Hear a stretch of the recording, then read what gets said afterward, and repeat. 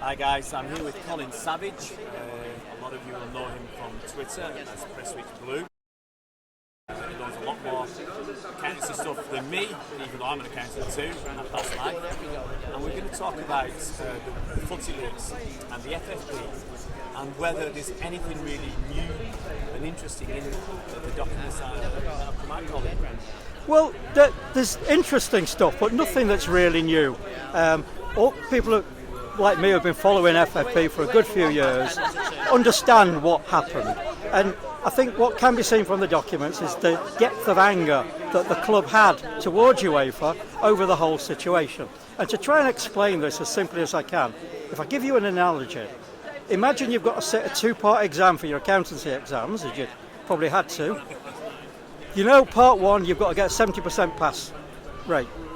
You get 73% and you're happy. You start studying for part two, you apply to go on the exams, and the examining board come back and say, oh, sorry, you failed part one because we changed the pass mark to 75%. And basically that's what happened with FFP. We were always going to fail it because our accumulated losses were 150 million for the first assessment, and we're only allowed 45 million euros, about 37.5 million quid. So we're always going to fail it, but there was a get-out clause called Annex 11. And I won't go into the details of that.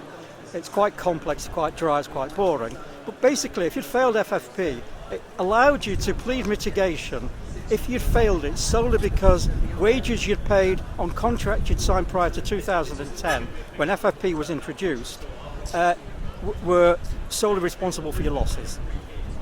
So that was the scenario that we were working towards, and I'm told we had about 80 million pounds worth of wages.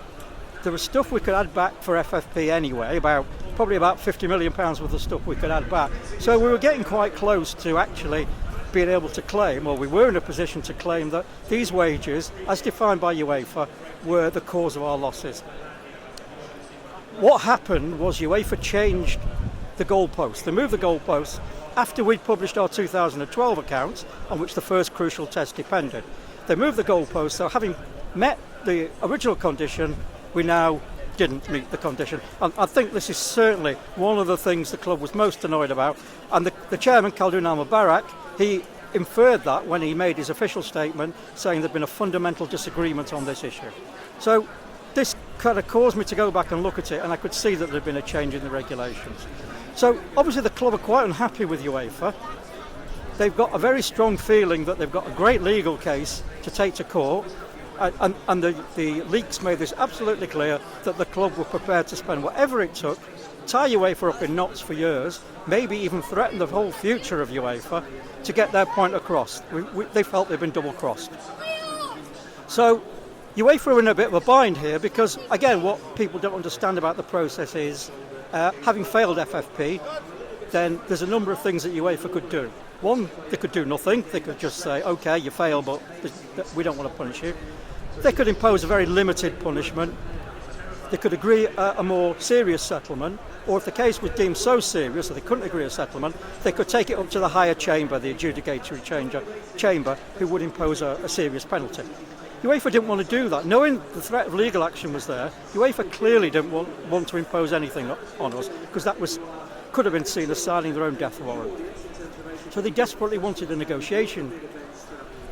City weren't in any mood to talk, and this apparently what the leaks show is this went backwards and forwards, UEFA threatening to go to the adjudicatory chamber, us threatening legal action, and eventually Infantino or Platini, or both of them together, effectively said, look, name your price. What sanctions would you accept to make this go away?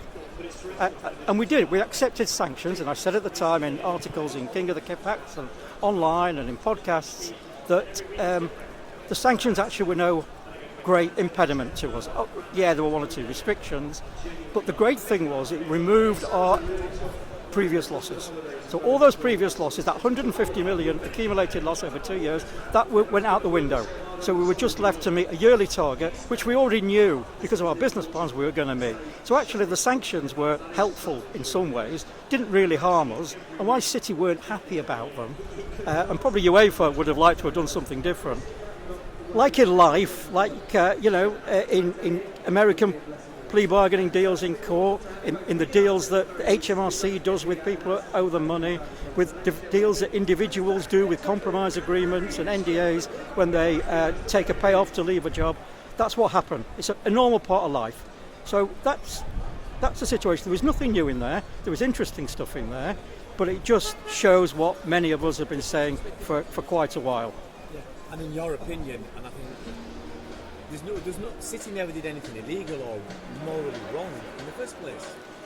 Well, no, absolutely not. I mean, the moral wrong, you could say, was financial fair play itself, which sought to place restrictions on responsible owners investing money into a business which then could become self-sustaining, as opposed to owners like the Glazers, for example, buying Manchester United with money they didn't have and loading that debt onto the club, which you could say was far more irresponsible than what our owners did. I mean, you could take the case of someone like Blackburn, where Jack Walker put in a load of money, they won the Premier League, but once he withdrew that funding, they then collapsed back to what they were.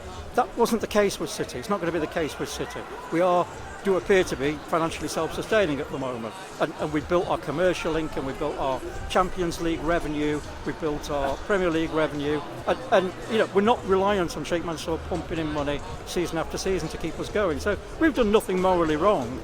You could certainly argue that may have been part of City's case against UEFA, that FFP itself was an unfair restriction. Yeah, I mean, there's no doubt that without the Sheikh's money in the first place, we wouldn't have got that leap forward. No, absolutely not. I don't think there's any City fan. We often get accused as City fans of denying that we won the lottery. But yeah, we won the lottery. No real City fan would deny that. When Sheikh Mansour came along, in fact, just a few months earlier, we'd been literally on the verge of administration. Now, and I was waiting for the phone call to tell us we'd gone into administration, because we had a group of us had a plan to rescue the club along with David Bernstein. So that was the situation we're in June 2008, July 2008. And of course in August 2008 everything changed. Everything changed for the better, of course. So without Sheikh Mansour's money, we'd be a lower mid-table Premier League team probably if we avoided relegation. But if you look back in history, there's lots of United have been rescued from bankruptcy twice by so-called sugar daddies. Liverpool had the Moores family. Arsenal had Danny Fisman, who apparently invested a load of money in the club in the 90s when they were stalling a little bit. So it's nothing new. The fury about this is nothing new. Sugar daddies, wealthy people backing clubs, looking after their club's interests has been part of football.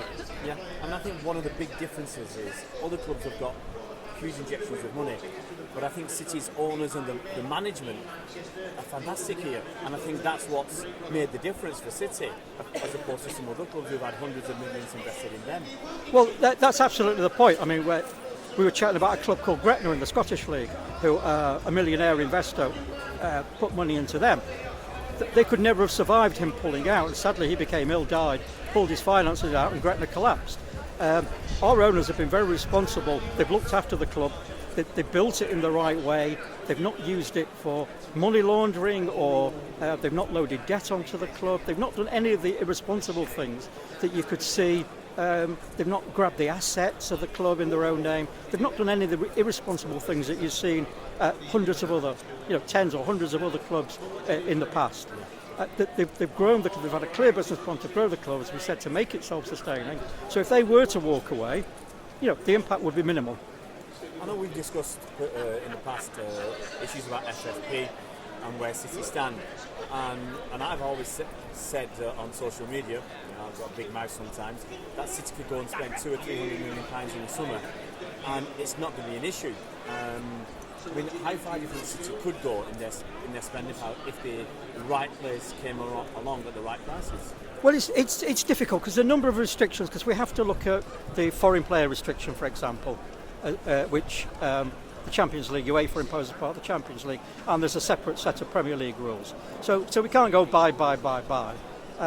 But we can buy quite, we do have the muscle to buy reasonably well if the right opportunity comes along.